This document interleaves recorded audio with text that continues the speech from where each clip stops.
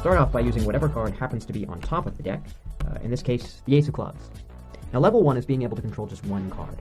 So, for example, I can give these cards a cut, yet still control the Ace of Clubs. Now, level 2 is what's called a slug control. Basically just means to control a small group of cards. So, for example, if I give the cards a shuffle like this and some cuts, not only have I controlled the Ace of Clubs, but I have also controlled the 2 of Clubs, the 3 of Clubs, the 4 of Clubs, and the 5 of Clubs. Now, level 3 is what's called controlling the entire deck of cards. So I'm going to give these cards some shuffles and cuts, and even though it looks like I'm mixing the cards, I'm actually keeping every single card in the deck in exactly the same position. So you can see that the Ace of Clubs is followed by the 2, which is followed by the 3, which is followed by the 4 and the 5, and the 6 and the 7, and the 8, the 9, the 10, the Jack, the Queen, and the King. But it's not just the clubs, because all of the hearts are in perfect numerical order, the Ace through the King, all the diamonds are in perfect numerical order, the Ace through the King, and all of the spades are in perfect numerical order, the Ace all the way through the King. Now, level 4 is what's called a Pharaoh shuffle. Not like the Egyptian pharaohs, it's spelled F-A-R-O, and it's actually named after an old gambling game from the 1800s. And although it's a real shuffle, it's a controlled shuffle, and if I spread the cards out, you'll see what I mean. It is a perfect alternation of the cards, so the deck runs one card from this side, then one from this side, then one from this side, one from this side, one from this side, one from this side, all the way through the deck. And the Pharaoh shuffle can be done in the hands, the way I did it just a moment ago, but it can also be done flat on the table in a way that mimics a riffle shuffle. And once again, you can see that the cards are perfectly alternating all the way through the deck. Now, as I said, although it's a real shuffle, it's a controlled shuffle. So even though the 4 aces were spread out a few moments ago, now they are all together right on top of the deck. Now with level 5, we move away from all of the crooked shuffles that we've been examining so far, and we move towards crooked deals. So level 5 is the second deal. I'll put the Ace of Spades on top of the deck, and I'll deal out a round of cards in, let's say, a 5-handed game of poker. Yeah, so 4 players and 1 for me.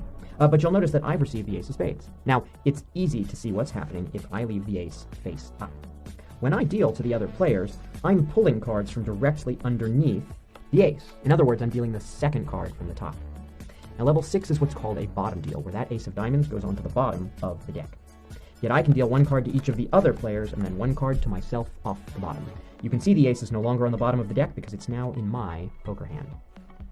Level 7 is what's known as a Greek deal. See, in high-stakes games of cards, they use what's called a cut card. It's basically just a face-up joker that goes onto the bottom of the deck, and it pins in that Ace of Hearts. Because right now, if I tried to do a bottom deal, I would deal the face-up joker, which would make it really obvious that I was cheating. Yet it's even possible to deal that Ace of Hearts out from above the cut card.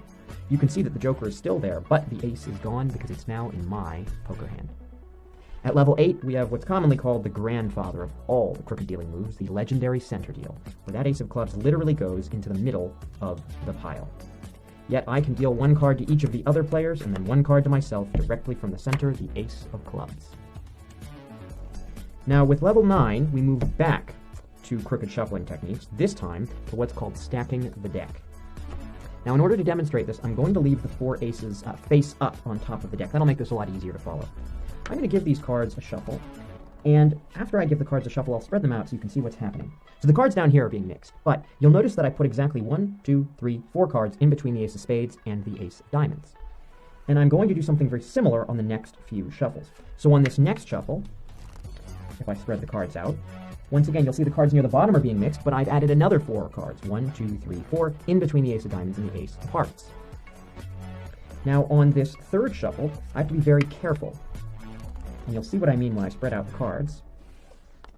I've added 1, 2, 3, 4 cards in between the Ace of Hearts and the Ace of Clubs, but you'll notice that I have had to be sure to not accidentally shuffle any cards into this region here, because otherwise I'd mess up my stack.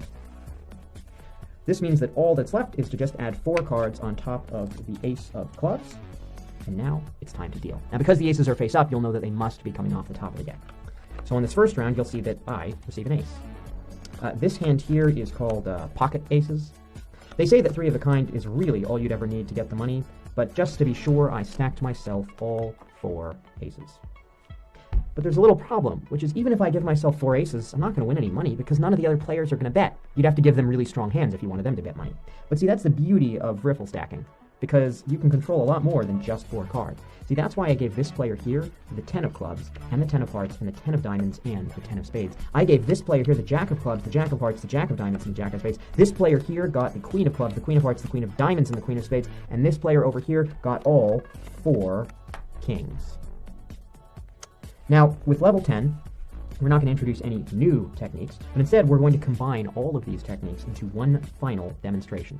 And in order to do so, I'll use the game of bridge. All you have to know about bridge is that there are 4 players, and that each player gets 13 cards. So, I'm going to give these cards some shuffles and cuts. And afterwards, I'm going to put a cut card on the bottom of the deck, just like I did before.